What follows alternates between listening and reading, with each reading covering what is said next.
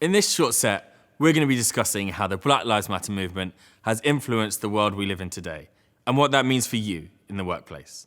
I'm Bud, your host for today, and this is how Black Lives Matter is inspiring employers, the journey of equity for all. Let's get into it. To start off with, we're going to do a quick visualization task, and I want you at home to follow what I'm doing. So we're going to close our eyes, take a big breath in through your nose, out through your mouth, and clear your mind. Now I'm going to set the scene. You're at home. It's sometime in the morning, and today's a big day. Later today, you're going to the world's biggest tech event, and you're going to watch the keynote speech. This year, it's a talk from the CEO of the hottest new tech company. To get there, you book an Uber, and the profile of your driver pops up on the app. You get to see their name, their picture. The taxi arrives. You get there, it takes you to the conference center. Once inside, you start feeling hungry, so you head to a restaurant to get some food. You sit next to a couple talking about the same event you're attending and how much of a legend the CEO is and all the stuff they've done in their career. You finish up and leave a tip for the server, as the service was really great and they had a bubbly personality which you really enjoyed, and it's put you in a good mood. You head into the main stage, take your seats in the auditorium, and out comes the CEO to blasting music, and everyone's cheering. Okay, now open your eyes. There's a few things I want you to think back to. When the taxi driver popped up on your app, and you saw their picture, what was going through your head? What was their age, their gender, their ethnicity? The server at the restaurant, same again, age, gender, ethnicity. The couple that sat next to you, were they heterosexual or same-sex? What was their ethnicity? And finally, the CEO. What were their age, their gender, their ethnicity? So what's the point of all this? Well, statistically, people from Asian ethnic groups make up the second largest percentage of the population in the UK, followed by black and mixed groups. How diverse was the picture you painted in your head? If it was really diverse, great. If it wasn't, that's fine. Let's take it a step further. If the only people of colour in your vision were the taxi driver or the waiter, and the CEO was white male, and the couple were a white heterosexual couple, what does that say about power dynamics and gender norms around who gets to be CEOs and who does the lower paid jobs, typically classed as unskilled, like taxi drivers or waiters? Now, this is what we call unconscious bias. And the first step to being a great ally is learning about your unconscious biases. So don't worry if the picture you painted in your head wasn't representative of the UK or the world in general. Later on in the set, we're going to come back to what it looks like to be a great ally. But for now, let's talk about Black Lives Matter. The Black Lives Matter movement started after the acquittal of Trayvon Martin's murderer, George Zimmerman. Alicia Garza posted a self-titled love letter to black people on Facebook, in which she wrote, "Black people, I love you. I love us. Our lives matter. Black lives matter." Patrice Kaluas then shared the final hashtag on Twitter that read hashtag Black Lives Matter on the 7th of March 2013. They were later joined by Opal Tometi, who built platforms online for activists to connect with each other.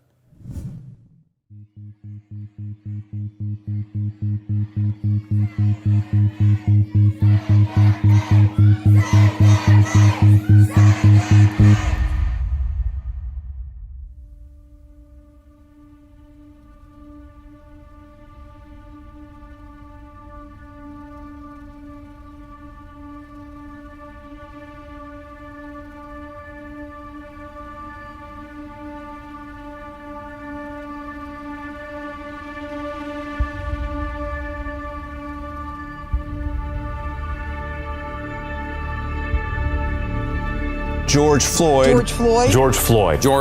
repeatedly told the officers that he could not breathe after an officer knelt on his neck. The family of George Floyd held a memorial in his memory.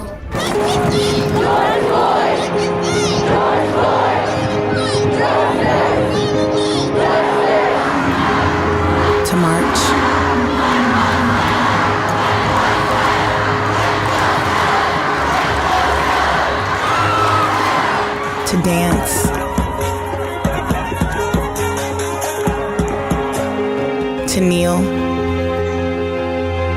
to be quiet. We're saying your name. We're saying their names.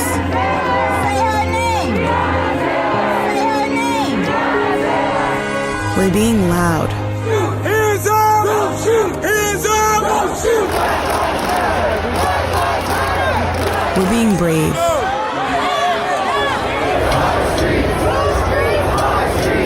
We're laughing. We're crying. We're getting engaged. We're getting married. We're changing the world.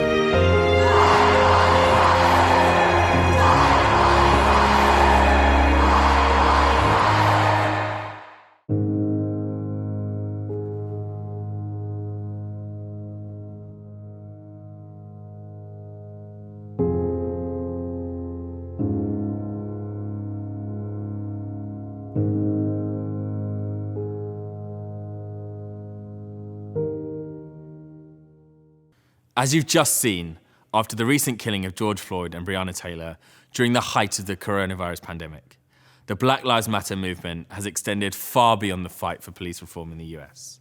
Today, it's a worldwide fight for equality and equity in all areas of society, bringing together people from all walks of life. I sat down with Krept and Konan earlier, musicians and entrepreneurs, to get their views on how the Black Lives Matter movement has impacted society. Here's what they had to say. Thanks for joining me to talk about the Black Lives Matter movement. So let's jump straight in. The first question, what does the term Black Lives Matter mean to you? Black lives means like opportunity, or equal opportunity.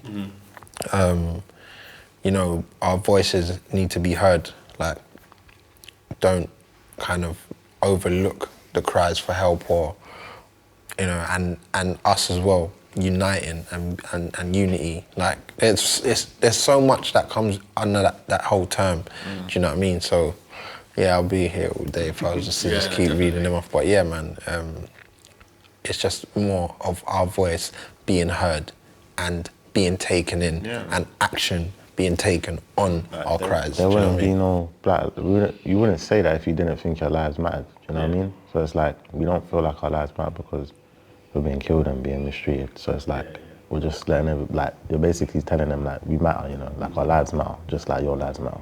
You know what I mean? Perfect. And has it affected you personally? Like, have you got involved with it in any way, shape, or form? Yeah, I was at the march. Affects us, man. Seeing everybody out there, and that was powerful, man. It's not something that we don't have first-hand experience in terms of that we're actually relating to what they're saying and what's going on. Do you know what I mean? Like, it's all fun and games, us, you know, talking about it, but our friends have actually gone through this, bro. Like, our good friends have been shot by police without no... Yeah, two. Yeah. One of my friends, when I was young, got killed by police. One got shot by police, went through his arm, went through his chest, come out his back. Yeah, because he had a fire extinguisher in his hand. So it's really personal to you guys. It means more than just deep, a hashtag. Yeah, man. And when you think about the music industry and labels that you've worked with, would you describe them as diverse and inclusive organisations? Yeah, they're trying, isn't it, now? Yeah, I think more now than before. Yeah, more now than before. Like before, like it was, you know, when you used to see other people, you know, other black people, it's like, oh, yo. And everyone has to kind of link up because it's such a small... you know, because there's no one there. Yeah. You know, it's the harsh reality. We've been places and it's like, yo. You see one black person or the other something Yeah, else. no, like, we went to awards the other day and we were the only black ones in there. No. Yeah, no, literally. definitely. Like, we was the only ones there. So it's like, it's still a thing. Like, Yeah, still stuff. You know what I mean? There's still growth to be made. But don't get it twisted, we definitely believe that everything that's even going on now is helping. You know what I mean? There's a lot more inclusion. People are aware that they need to be inclusive in things that they're doing, or businesses or corporations or whatever it is. Do you know what I mean? Like, even we do a lot of work behind the scenes. A lot of the people now that, you know, have a lot of say now are people of colour. Do you know what I mean? So things are changing, and it's just a matter of time. And if you okay, that leads into my next question. If you had the power to change kind of one or two things, what would be the first thing that you tackled kind of in the industry? It's just more ownership, man. That's what I think. Yeah, it's just definitely. encouraging ownership and people to be owning. You know, there's nothing wrong with owning your own talent. Like, why is that such a big ask? Do you know what I'm saying? Like, can I own my own talent? Is that right? Do you know what I mean? So yeah, I'd definitely say ownership, definitely. Okay. Fair. And are you seeing that more kind of recently, or is it still something that? No, it's still like in the bigger positions. It's still stuff that needs to be tackled, innit? Like it still has to be changed. Like I don't feel like the owners are just gonna hand over the ownership. You know what I mean? Like, oh, here you go. Like, it's about you got to create platforms, man, and everyone's got to be on board, and you just got to understand that. Yeah, everyone needs to start creating own businesses and supporting the businesses, and yeah, man. Really respect that, and thanks for joining me and answering the questions. So far, we've talked about the impact of the Black Lives Matter movement and the effects it's had on the workplace. But what if you're not a person of colour in the workplace? What can you do to help make the spaces that you occupy more inclusive for others in it? This concept is what's called allyship, and it's something that everyone can and should be doing, regardless of their race, gender, age, ethnicity, etc. You can be an ally at any time to anyone, and it's the key to making spaces more inclusive and diverse. I'm joined by Steph to hear about what being an ally looks like to her in the workplace. Half of the work towards being an ally is self-reflection. What biases do you have? How have you benefited from systems of oppression? And do you listen when people of colour tell you that you've done something wrong or harmful? Do you get defensive and shift the blame? Taking responsibility in those instances are just as important as calling out behaviour from your family and friends that you know is wrong. This is hard to do, but you should do it. Take a look at the recent situation with Edward Enninful, CEO of Vogue UK. He was walking into his office and he was profiled by the security guard. He was told to use the delivery driver's entrance, which was round the back. For a lot of people, that's an embarrassing situation. It's in public with a lot of people watching. If that security guard had taken the work to check his own biases, he probably wouldn't have profiled him to be a delivery driver just because of the way he looked. Yeah, completely. And it's interactions like that which make workplaces non-inclusive for some people. Inclusion is such an important element of the workplace. Check out my short set on diversity and inclusion if you want to discover how it can impact your experience when preparing for work. Definitely check out Steph's set. And Steph, thanks for joining us. So, how did we get from a Facebook post in 2013 to companies across the world trying to improve the diversity of their organisations and looking into their history with regards to involvement in the slave trade? And what does that mean for you in the workplace? I sat down earlier with Cynthia Davis, CEO of BAME Recruiting and Diversify, to discuss the impact that the Black Lives Matter movement has had on recruitment and the workplace. Let's take a look. Thank you for having me. I'm excited to be here. No worries. Do you want to start with talking a bit about yourself and kind of your journey to how you got to where you are now? Yeah, so I suppose as a business, what we do is try and work with organizations that are going on a journey of change. And that change sometimes is challenging for them because they're having to do things differently to what they've always done. And, you know, we are pretty much their partner and sometimes a critical friend in terms of their process, in terms of how they bring talent on and how they train and how they recruit, kind of retain their staff, but also progress people internally once they're in that organization. So that's what we do on a kind of daily basis. And I like that you mentioned there about kind of, it's not just about getting people of colour into the workplace. It's about, okay, they're there. How do you progress their career and how do you make sure they don't stay on those kind of low level roles and become managers and department leaders and heads of? Exactly. And it's also working with companies around culture change, because for me, yes, we do so much around bringing people from different backgrounds, but if they're coming into an environment that's not going to allow them to succeed and to thrive, they will, because they don't feel valued, they don't feel the place for me, I don't belong here. So it's about just bringing people in through the talent attraction. You also have to make sure that the environment and the culture is right so that they can succeed and they can thrive. And you're not going back to square one, re-recruiting all over again. So what changes have you noticed recently in regards to recruitment and the workplace in terms of the Black Lives Matter movement? In the wake of BLM, it's made organizations take diversity very seriously. It's made them take, especially when we're talking about ethnicity, very seriously. Pre-BLM movement, it was all about gender. People were so focused on driving gender, or we have to be 50-50.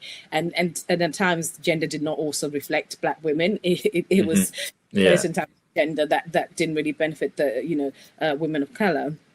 So I think in this period that we're in since BLM, it's really made organisations take this seriously, because I think it took for people to go out into the streets, to stand up and have their voices heard. For the first time, organisations allowed to listen to Black experiences and some of the challenges and some of the deep systemic inequalities that still exist on a daily basis.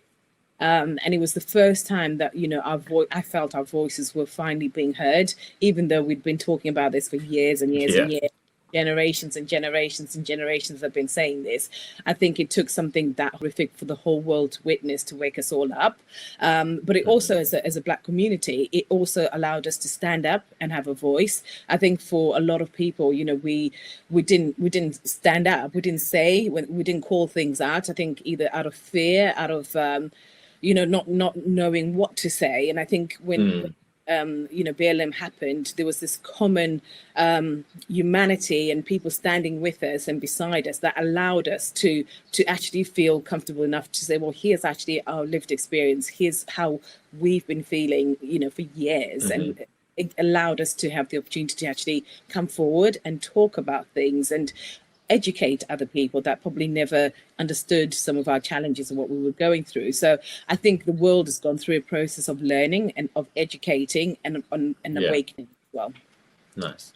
And are there any companies that you've noticed making genuine changes in either their recruitment or the culture of their workplace or stuff, things like that?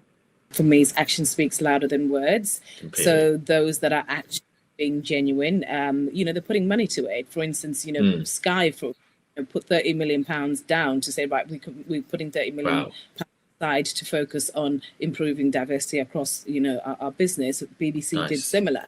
So I think when organisations are doing it, but they're doing it and actually giving you the resources for the teams to be able to, that's when it starts to become real. That's when we can start to see, well, okay, this is now being taken seriously because they're actually giving the resources and the money for people to actually go away. And, whether that's training, they now have a budget to roll out, whether it's unconscious bias training or whatever it is, to actually start moving forward.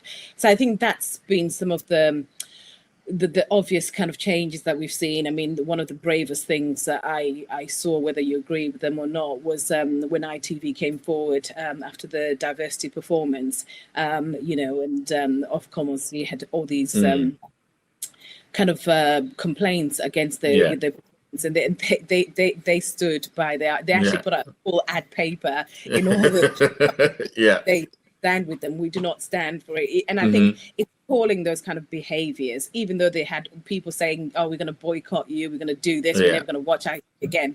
They stood by their principles. And I think that when we talk about action speaks louder than words, that's the action that we want to see. Definitely.